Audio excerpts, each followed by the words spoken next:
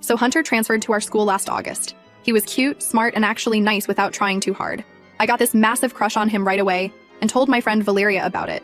She was super supportive when I told her. She was like, OMG, you guys would be perfect together, and helped me figure out what to text him. We'd analyze his responses together, and she kept telling me I should go for it. I'd known Valeria since freshman year when we got paired for a biology project. We weren't like best friends or anything, but we hung out sometimes on weekends and had most of the same classes.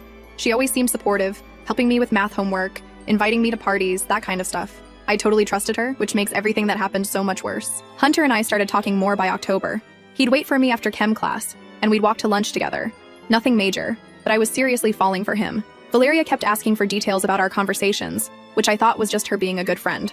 One time, he complimented my presentation in history class, and I literally texted Valeria from the bathroom immediately after. She replied with all these heart emojis and said, he's definitely into you. She even helped me pick out my outfit for the next day. I spent like 2 hours trying on different sweaters while FaceTiming her. My mom noticed how much time I was spending getting ready for school and kept teasing me about having a crush. I didn't tell her about Hunter though. My parents are the type who'd want to meet him immediately and analyze everything, which would have been mortifying. In November, I finally got brave enough to ask him to a movie. Valeria helped me draft the text, telling me exactly what to say.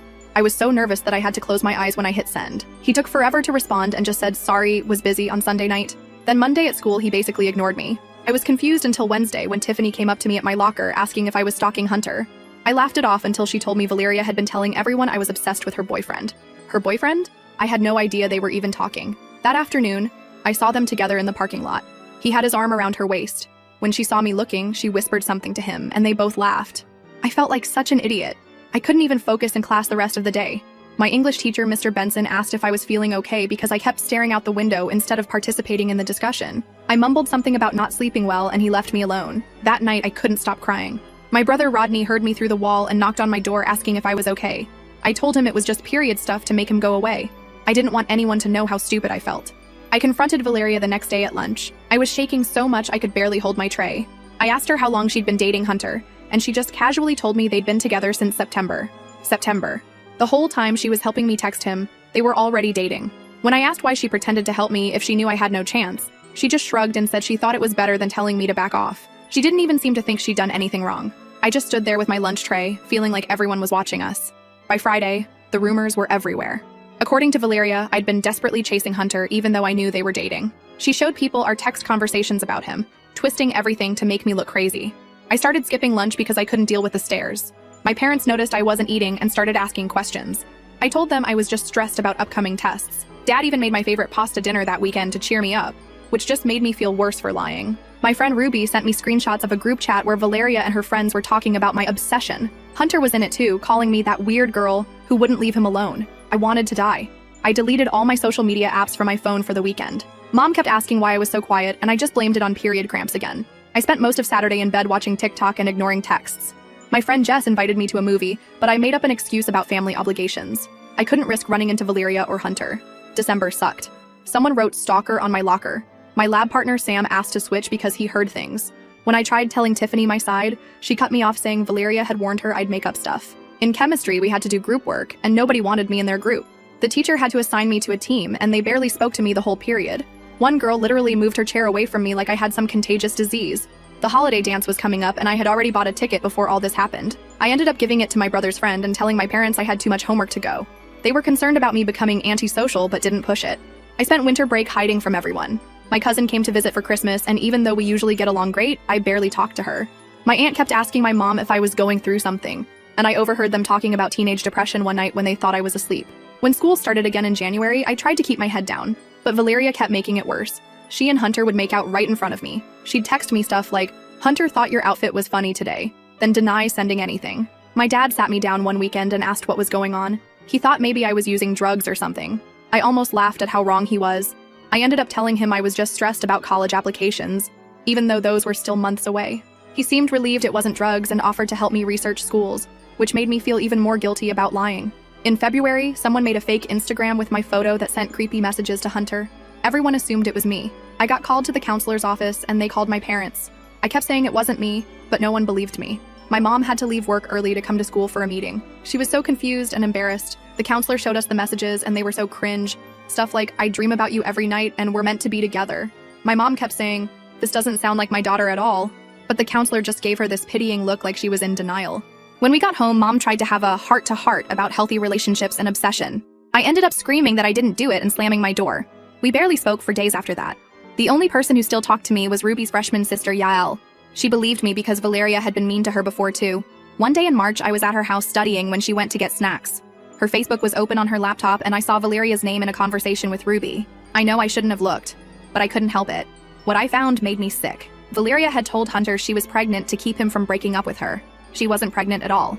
She was faking morning sickness, making up doctor's appointments, and had sworn Ruby to secrecy. There were messages where Ruby asked about ultrasound pictures Valeria had shown Hunter, and Valeria admitted she got them from Google. She straight up told Ruby she wasn't pregnant but needed Hunter to stay with her. I took pictures of the conversation with my phone while Yael was downstairs. I felt guilty for snooping, but also like I'd finally found proof that Valeria was a liar. When Yael came back, I told her what I saw. She wasn't even surprised. She said lots of people knew except Hunter, and Valeria had threatened anyone who might tell him. I went home that day feeling like I was carrying this huge secret. I couldn't focus on homework or even the shows I was watching. My mom asked if I was feeling okay because I barely touched dinner. I said I had a headache, which wasn't exactly a lie. My head was pounding from all the stress. I didn't know what to do with this information. Meanwhile, Valeria kept ruining my life. In April, she convinced our English teacher to move my seat because I was making her uncomfortable by looking at Hunter. My mom and dad argued about it one night when they thought I couldn't hear. Mom wanted me to start fresh somewhere else, but dad said running away wouldn't solve anything and would teach me the wrong lesson. I sat at the top of the stairs listening to them fight about my future. Rodney found me there and sat down next to me. He's only 14, but sometimes he seems smarter than me. He asked if I was okay, and for some reason, I actually told him the truth about everything. The crush, Valeria's lies, the fake pregnancy, all of it. He just listened without interrupting, which was weird for him since he usually can't shut up. When I finished, he said Valeria sounded like a psycho, and I should tell Hunter the truth. I explained how no one would believe me and it would just make everything worse. He couldn't understand why I wouldn't just fight back. Then, Hunter posted this big prom proposal for Valeria on Instagram with the caption, "Can't wait to start our future with the mother of my child." Everyone was commenting congrats about the baby. I snapped. I made an anonymous email and sent Hunter all the screenshots from Ruby and Yael's conversation. I showed him the fake ultrasound matched with the Google image. I included details only Valeria would know. I felt sick after I sent it. I couldn't sleep that night, just staring at my ceiling, wondering if I'd made everything worse. My mom came in to check on me because my light was still on at 2 a.m. I pretended to have fallen asleep reading. 3 days later, everything exploded. Hunter confronted Valeria, and she admitted the pregnancy was fake. But she somehow turned it around and said I'd been plotting revenge because I was jealous. She claimed I catfished her to get her to reveal her secrets. Hunter broke up with her. But that just made things worse for me. People were grossed out by her lie, but even more disgusted by my obsessive investigation and cruel exposure of her personal stuff. Sam said in chem class that only a psycho would collect evidence for months just to destroy someone. Ruby confronted me about stealing conversations from her sister's computer. Even though Yael told her she showed me willingly, my phone blew up with texts from numbers I didn't even recognize, calling me a psycho stalker and worse. Someone made a fake Twitter account with my name that posted creepy obsessive stuff. I showed my parents and they were horrified. Dad wanted to go to the police, but Mom said there was no way to prove who was behind it. Last week, Valeria's parents complained to the school. I got suspended for cyberbullying and creating a hostile environment. Hunter texted to thank me for telling him the truth, then blocked me on everything. My mom cried when the principal called about my suspension. Dad got so angry he had to leave the room during the meeting. When we got home, they argued again. Mom saying we should have switched schools when we had the chance. Dad saying the school was completely out of line, punishing me instead of Valeria. I locked myself in my room and put my headphones on so I wouldn't have to hear them fighting about me. Rodney slipped a chocolate bar under my door with a note saying, "This sucks, not your fault." It made me cry even harder. So I exposed someone who humiliated me and spread lies about me for months. I revealed a manipulation that was trapping someone in a relationship built on a huge lie. But now I'm the toxic one. I'm the villain. Is it ever okay to expose someone's secrets if they hurt you first? Because from where I'm standing, the answer seems to be no, no matter how justified you might be. Update. We'll post more tomorrow. A lot has happened since then. Update. Thanks for all your comments. Reading them made me feel less alone, even if I'm still a mess about everything. Here's what's been happening since my suspension. My parents are taking this totally differently. Mom keeps scheduling meetings with the principal and threatening to call lawyers if they don't fix my suspension. Dad's more quiet mad. He keeps saying the school is teaching me that standing up to liars gets punished. They're arguing constantly when they think I can't hear them. Mom thinks the school is handling everything wrong, but she also thinks I should have come to her before sending those screenshots to Hunter. Dad says I did the right thing exposing a liar, but he's worried about how this will affect my college applications. They both keep asking me if I'm okay, but in completely different tones. Mom all concerned and gentle. Dad trying to sound casual, but obviously worried. They got my suspension reduced from 2 weeks to 1, but going back to school Monday was awful. People weren't just whispering anymore. They straight up walked away when I approached. My usual lunch table was suddenly full when I tried to sit down. I ended up eating in the bathroom stall that first day back. I know it's gross and pathetic, but I couldn't face the cafeteria again after that first rejection. I kept thinking about those scenes in movies where the outcast kid eats alone, except in movies they usually look all cool and unbothered. I just felt like crying the whole time. When I got home, Mom asked how my first day back was, and I lied and said it was fine. But then I went to the bathroom and threw up from the stress. Rodney heard me and knocked on the door asking if I was okay. I told him I maybe had food poisoning. He offered to make me toast, which was actually really sweet. The school counselor had the nerve to suggest I write Valeria an apology letter. When I said no way, she gave me this look like I was being difficult and said something about taking responsibility regardless of provocation. For what? Telling the truth? She gave me this worksheet about conflict resolution and empathy building to fill out. It had questions like, how might the other person feel about what happened? And what could you have done differently? I wanted to scream that Valeria was the one who should be filling this out, not me. I stuffed the worksheet in my backpack and never looked at it again. Meanwhile, Valeria's playing this perfectly. She's posting these sad captions on Instagram about healing from betrayal and learning who your real friends are. Her follower count is actually going up. She deleted all her pics with Hunter and replaced them with group shots of her surrounded by friends. The comments are all hearts and we love you messages. She even posted this long paragraph about forgiveness and how she's choosing to rise above the negativity. She never mentioned me by name, but everyone knew who she was talking about. My mom caught me crying while looking at Instagram and took my phone away for the night. She said social media was just making everything worse. She's probably right, but being disconnected just made me feel even more isolated. When I got back to school, I found out Ruby was telling everyone I manipulated Yael into showing me private conversations. According to her, I'd been plotting for months to find dirt on Valeria. Yael tried to defend me at first, but Ruby threatened to tell their parents about Yael's vaping if she didn't back up the story. Now Yael won't even look at me in the halls. I tried to talk to Yael between classes, but she literally turned and walked the other way. Later, she texted me saying she was sorry, but Ruby would make her life hell if she didn't go along with the story. She said their parents would kill her if they found out about the vaping, and Ruby had pictures for proof. I told her I understood, but it still hurt. The worst part is my parents started fighting about what to do. Mom thinks I should switch schools for senior year. Dad says that's letting the bullies win. They have these whispered arguments when they think I can't hear them. I heard Mom crying in their room after a particularly bad argument. I almost went in to comfort her, but I knew it would just make her feel worse to know I heard them fighting. Instead, I texted her a heart emoji with no explanation. She came to my room a few minutes later and just hugged me without saying anything. We both pretended not to notice we'd been crying. I feel so guilty for causing problems at home too. My little brother Rodney is stuck in the middle, trying to make dumb jokes at dinner while Mom and Dad glare at each other. He's only 14 and shouldn't have to deal with this. He tried to cheer me up by showing me these ridiculous TikToks he made with his friends. They were actually pretty funny, and for a few minutes I forgot about all the drama. Then he asked if I wanted to be in one with him, and I realized I couldn't risk being on social media at all right now. The look of disappointment on his face made me feel even worse. 3 days after I went back to school, Hunter came up to my locker. He asked if we could talk somewhere private, so we went to the empty band room during lunch. I was scared someone would see us together and start more rumors, but also weirdly happy that he wanted to talk to me. He said he wanted to thank me for telling him the truth.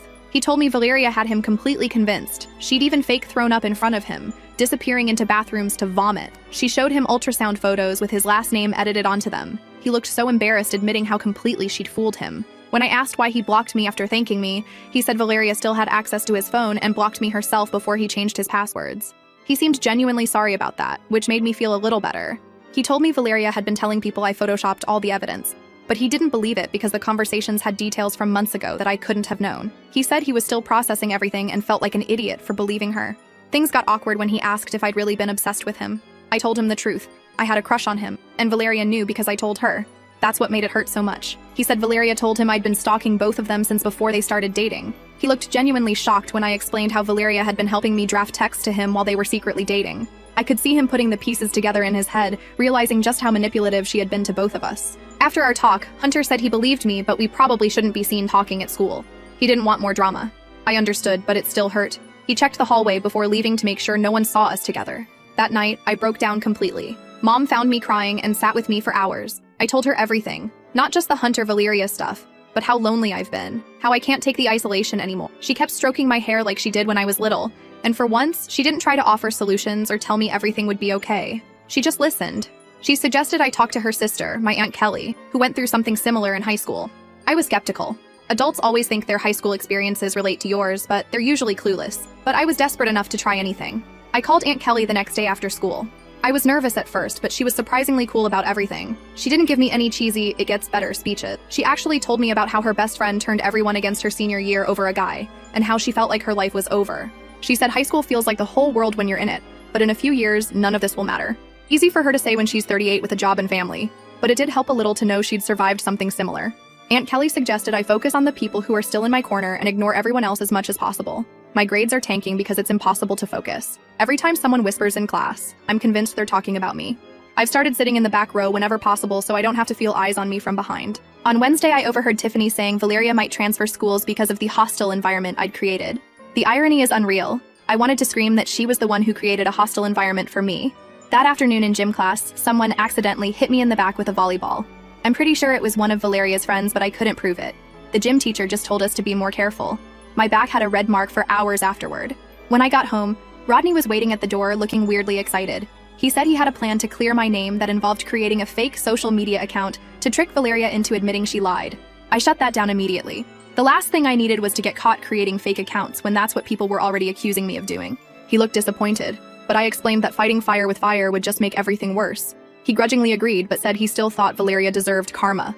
I told him karma apparently takes vacations when it comes to popular girls. Things got weird on Thursday when Hunter texted asking if we could meet. I was nervous, but agreed. My brother Rodney insisted on coming with me and sitting nearby, just in case. It was kind of sweet, even if his protective act was ridiculous since he's younger than me. He wore a baseball cap pulled low like he was some kind of undercover agent and kept scanning the room dramatically. I had to tell him multiple times to stop staring at Hunter and act normal. He ordered a complicated frappuccino thing with extra whipped cream and then complained it was too sweet. The whole thing would have been funny if I wasn't so stressed about meeting Hunter. Hunter looked better than at school. He apologized for not standing up for me sooner. He said he'd been confused and embarrassed about the fake pregnancy. He kept fidgeting with his coffee cup. He told me he felt stupid for falling for Valeria's lies. He said the more he thought about it, the more red flags he could see, but at the time he was flattered by her attention. He mentioned that she was always checking his phone and getting upset if he didn't respond to texts right away. We were actually having a good conversation until Valeria walked in with two friends. Not a coincidence. Hunter later admitted she follows his location and he forgot to turn it off. She made this big show of being shocked to see us, then loudly told her friends that I just couldn't leave them alone, even after everything. Rodney was halfway out of his seat, looking ready to confront her, but I gave him a look that said, "Don't you dare." Valeria's friends were taking pictures with their phones, and I knew this would be all over social media within minutes. Hunter surprised me by actually standing up to her. He told her to stop spreading lies. He said he knew the truth now, that I'd had a crush on him, she knew about it and went after him anyway.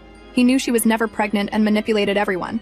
Valeria immediately started crying, saying she couldn't believe he was taking her side after everything they'd been through. Everyone in the coffee shop was staring. Her friends glared at me like I'd caused the scene. An older woman at the next table was openly watching the whole thing like it was a TV drama. We left quickly. Hunter walked us to our car and thanked me again for telling him the truth, even though it cost me so much. He said he wasn't ready for any relationship right now, but hoped we could maybe be friends eventually. Rodney was buzzing with excitement the whole way home, saying Hunter was actually cool, and Valeria got what she deserved. I was just exhausted and dreading the fallout that would inevitably come the next day. When I got home, my parents were sitting at the kitchen table looking serious. The school had called them. Valeria's parents were threatening to file a restraining order against me, claiming I was harassing their daughter by meeting with Hunter. They'd somehow found out about the coffee shop within hours.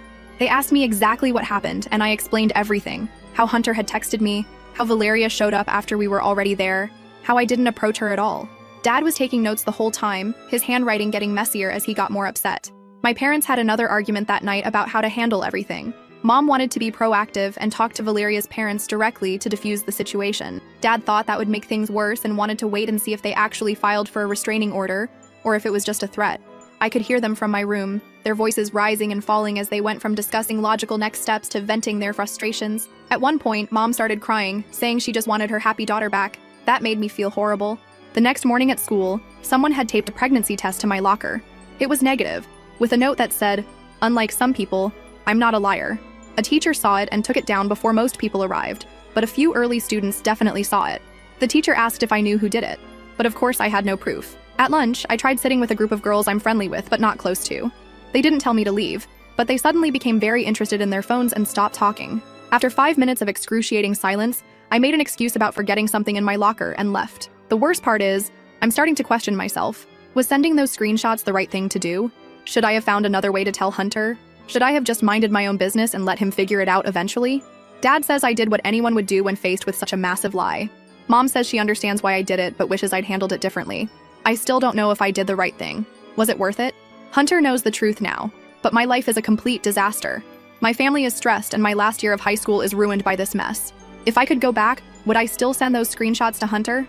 I honestly don't know, but I'm so tired of being the villain in someone else's story. For those who asked, no, I haven't tried talking to Valeria directly since this all happened. With legal threats being thrown around, I don't think that would help anything. Part of me wants to ask her why she did all this, but another part knows there's probably no answer that would satisfy me or make any of this make sense. I'll update if anything major changes. Right now, I'm just trying to survive each day and focus on graduating. All I want is to go somewhere no one knows this story, where I can start fresh without being that crazy stalker girl, or whatever label they've stuck on me. Thanks for reading all this. It helps to know someone is listening, even if you're all strangers on the internet. Final update. It's been a month since my last update. Sorry for disappearing. I needed time to process everything before writing again. Thanks for all the supportive messages. The Monday after my last post was one of the worst days yet. I walked into school to find people staring at their phones and then looking up at me. Turns out Valeria's friends had posted photos from the coffee shop confrontation with a completely twisted version of what happened. According to their posts, I had ambushed Valeria, and Hunter had defended me out of pity. There were comments calling me pathetic, psycho, stalker, you name it. I almost turned around and went home, but I knew that would just make things worse. Instead, I put my headphones on, blasted music, and pretended I couldn't hear the whispers as I walked to my locker. That's when I found the note, just the word liar in big letters taped to my locker. I showed it to the counselor, who basically shrugged and said there was nothing she could do without knowing who put it there. She suggested I was focusing too much on the negative and should move forward. In history class, Ms. Parker assigned group projects, and no one would make eye contact with me when she asked us to form groups. She ended up having to assign me to a group, and they all looked like they'd been sentenced to community service. During lunch, I hid in the library. The librarian, Mrs. Gonzalez, has always been nice to me. She pretended not to notice I was eating a sandwich behind a book, which is against the rules, and even recommended a novel she thought I'd like. It was a small kindness that meant more than she probably realized. That same day, I got called to the principal's office. Valeria's parents filed an official complaint against me for harassment and bullying. They wanted more punishment beyond my suspension. They claimed I was still spreading rumors and had orchestrated the coffee shop thing to humiliate her. Principal Matthews seemed so done with the whole situation. He barely looked at me while explaining the complaint. He told me without proof of who left the note, he couldn't do anything about that, but any more incidents with Valeria would have serious consequences. When I tried explaining my side, he cut me off and said he'd heard enough from both sides. I left his office feeling like I might throw up. I went straight to the bathroom and called Mom, crying. She came right away and demanded to see the principal. I could hear her yelling through the door. When she came out, she looked mad but satisfied. In the car, she told me she'd made it clear if the school punished me again without doing anything about the harassment I was getting, we'd be looking at legal options. I didn't tell her that made me even more nervous. The last thing I wanted was to become the girl whose mom sued the school. That would just make the target on my back even bigger. That night, we had this family meeting in the living room. Dad made it official by turning off the TV and making Rodney put his phone away. They said they were worried about how this was affecting all of us. Mom admitted she wasn't sleeping. Dad said he was distracted at work. Mom asked what I wanted to do. Keep fighting, switch schools, or something else. I honestly didn't know. Mom and Dad agreed to give me time to think about it. They wouldn't make any decisions without my input. The next day at school, I kept my head down and tried to be invisible. It mostly worked until gym class, when we had to choose teams for volleyball. I was the last person picked, and even then, the team captain rolled her eyes like she was being forced to take me. During the game, no one would pass to me, even when I was in the best position. I pretended not to care, but it was humiliating. After school, I had therapy with Dr. Landry. I finally told her the whole truth about everything, including finding the pregnancy information on Yael's computer. I was afraid she'd judge me, but she just listened without interrupting. When I finished, she said something that actually helped. You're not responsible for other people's lies, only for how you respond to them. That weekend, my parents took us to visit my grandparents in the next town over. It was actually a relief to be somewhere different, with people who didn't know about any of the drama. Grandma fussed over how thin I looked and kept trying to feed me, while Grandpa taught Rodney some card tricks. For a few hours, things felt almost normal. Sunday night, Hunter texted me asking how I was doing. We ended up texting for hours. He told me more about his relationship with Valeria, how controlling she'd been, checking his phone constantly, getting upset if he spent time with friends without her. He said the pregnancy lie was the most extreme thing, but looking back, he could see she'd been manipulating him all along. He apologized again for believing her lies about me, and for not standing up sooner. He seemed genuinely remorseful, which helped heal some of the hurt. We agreed to be cautious, but maybe try being friends. He suggested we could study together sometime, somewhere off campus to avoid drama. Monday morning, I felt slightly better about things. Having Hunter believe me and apologize made a difference, even if the rest of the school still thought I was crazy. But when I got to first period, I noticed people looking at their phones and then at me again. My stomach dropped. Someone had created a fake profile using my name and picture on a dating app. The profile said I was looking for pregnancy roleplay and other disgusting stuff. Screenshots were circulating all over school. I wanted to die of embarrassment. I went straight to the counselor's office, but she was with another student. The secretary took one look at my face and let me wait in the empty conference room instead of the main office where everyone could see me crying. When I finally saw Ms. Barnes, I showed her the screenshots. She looked uncomfortable but said since it was created outside of school, there wasn't much they could do. I asked if they could at least make an announcement that it wasn't me, but she said that would just draw more attention to it. I called Mom from the office and she came to pick me up. I couldn't face the rest of the day with everyone thinking I'd created that profile. In the car, Mom was furious. She wanted to go straight to Valeria's house and confront her parents, but I begged her not to. That would just make everything worse. Instead, we went home and reported the fake profile to the dating app. They said they'd investigate, but who knows how long that would take. Dad came home early when Mom called him, and they spent the evening making calls. To the lawyer friend, to the school board, even to the local police to see if this qualified as identity theft or harassment. The police officer they spoke to wasn't very helpful. He said unless there were specific threats, it was a school issue, not a criminal one. Dad was frustrated, but Mom pointed out that involving police would just escalate everything even more. That night, I couldn't sleep.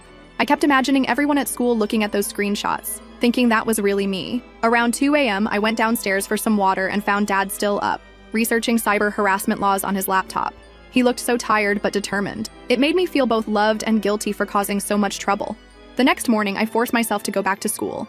Mom offered to let me stay home, but I knew hiding would just make the rumors worse.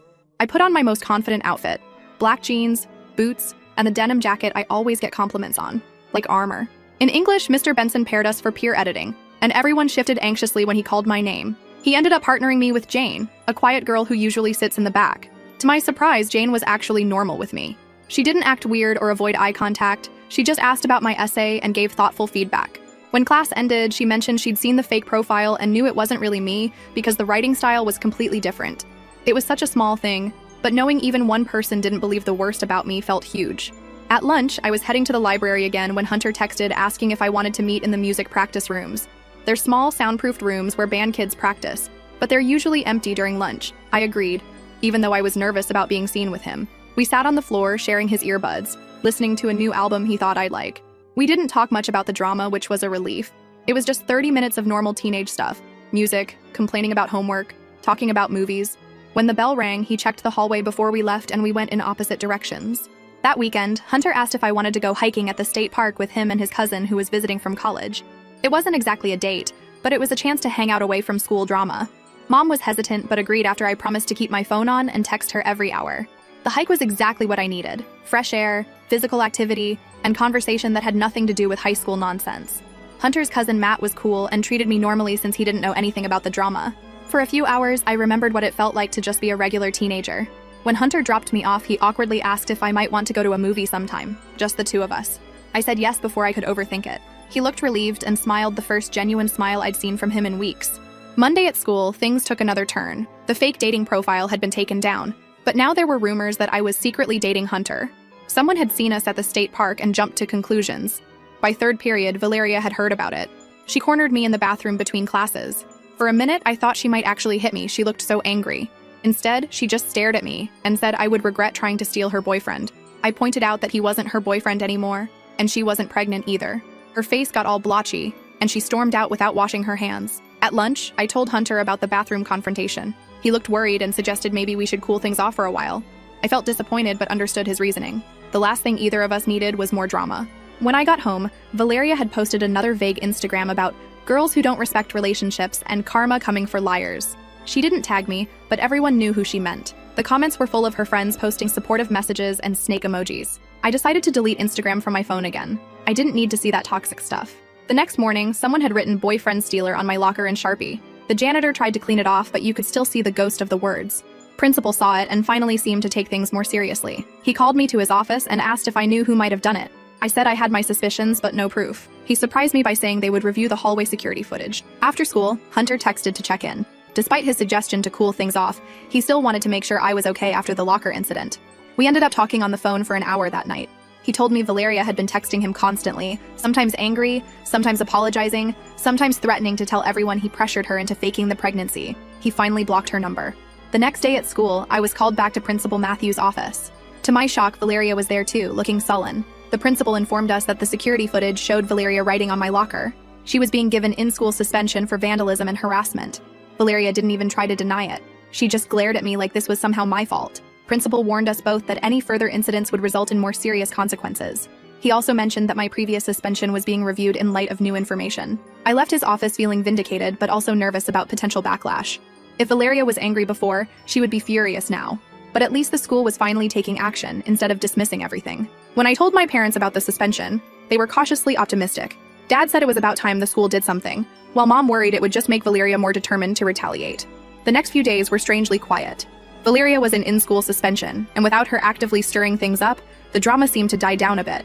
People still whispered sometimes, but it felt less intense. Jane and I worked on our English project together, and Hunter and I continued our secret lunch meetings in the practice rooms. On Friday, Hunter officially asked me to go to a movie with him on Saturday. Not as friends, but as a date. I said yes, even though I was nervous about how people would react. We agreed to go to a theater in the next town over to avoid running into anyone from school. The date was both wonderful and awkward. We were both so nervous that we barely talked during the first half of the movie. But afterward, over pizza, the conversation finally started flowing. We talked about everything. Our families, our plans after graduation, our favorite music. It felt normal and nice. He held my hand as we walked back to his car, and I didn't even worry about who might see us. When he dropped me off, we sat in his car talking for another hour. He apologized again for believing Valeria's lies and explained how manipulative she had been throughout their relationship. When he finally kissed me goodnight, it felt like the first good thing to happen in months. Of course, by Monday morning, someone had spotted us at the pizza place and word had spread. The whispers started again as soon as I walked into school. In the bathroom, I overheard two girls discussing whether I had stolen Hunter from Valeria, or if he was just using me to make her jealous. Neither considered that maybe we actually liked each other. Valeria was back from suspension and clearly knew about the date. She walked past me in the hallway and deliberately bumped my shoulder hard enough to make me drop my books. She didn't say anything, just gave me a cold look and kept walking. At lunch, Jane waved me over to her table. As I sat down, she quietly warned me that Valeria and her friends were planning something. She didn't know what exactly, but she'd overheard them talking about teaching me a lesson. I thanked her for the warning and tried to act normal through lunch, but inside I was panicking. After school, I told Hunter about Jane's warning. He looked worried and offered to drive me home. As we walked to the parking lot, we saw Valeria and 3 of her friends waiting by my usual route. Hunter put his arm around my shoulders and walked confidently past them. They didn't do anything except glare, but it was intimidating nonetheless. In the car, Hunter suggested we should just go public with our relationship. He argued that sneaking around made it seem like we had something to hide, which just fed into Valeria's narrative. I was scared of the backlash, but agreed it might be better than constantly looking over our shoulders. The next day, we walked into school together, not hiding the fact that we were now a couple. Valeria's reaction was exactly what I expected. By lunch, she had posted a long, dramatic Instagram story. She didn't name names, but included enough details that everyone knew who she meant. Her friends were shooting daggers at us in the cafeteria. That weekend, Hunter and I went to the mall together, openly as a couple. We ran into a few people from school, but most just nodded and went about their business. Someone took a picture of us, probably to send to her, but we decided not to care. My parents have relaxed a little as things have improved. Mom still checks in more than she used to, but she's not hovering constantly. Dad has been teaching me to drive his car on weekends, which gives us time to talk without directly discussing all the drama. Yesterday was the last day of school before break. As I was cleaning out my locker, Tiffany walked by with some other girls. Instead of the usual dirty looks, she just nodded. Summer starts tomorrow. I'm focusing on my driving test, getting ready for college applications, and trying to rebuild my life. My family is closer now. I know who my real friends are. Not many, but that's okay. And I've learned more about myself than I wanted to. If anyone's in a similar situation, my only advice is to find at least one person who believes you and remember that high school, even though it feels like your whole world right now, is temporary. The people who matter will eventually see the truth. Thanks for reading to my mess of a story. It helped more than you know.